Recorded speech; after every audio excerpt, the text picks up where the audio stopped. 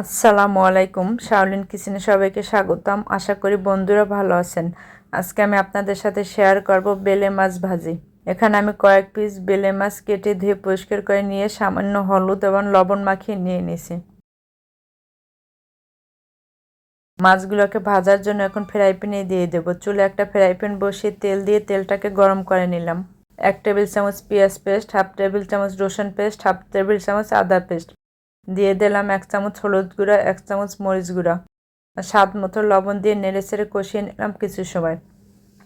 মশলাটা যখন কষানো হয়ে যাবে এখন দিয়ে দিলাম পানি। পানিটা যখন ফুটে উঠবে এখন আমি ভেজে রাখা মাছগুলো দিয়ে দিলাম।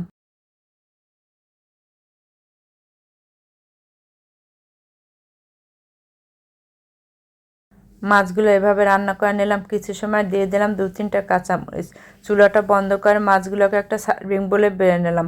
দেখুন বন্ধুরা, তৈরি হয়ে গেল দারুণ স্বাদের বেলে মাছ ভাজি। আপনাদের যদি আমার এই বেলে মাছ ভাজি রেসিপিটি ভালো লেগে থাকে আমার ফেসবুক পেজকে ফলো করবেন, ফ্রেন্ডস এবং ফ্যামিলিকে শেয়ার করবেন, আমার ইউটিউব চ্যানেলকে সাবস্ক্রাইব করে বেল আইকনটি বাজিয়ে রাখবেন যাতে নতুন ভিডিও পেতে পারেন। সবাই ভালো থাকবেন, সুস্থ থাকবেন। আল্লাহ হাফেজ।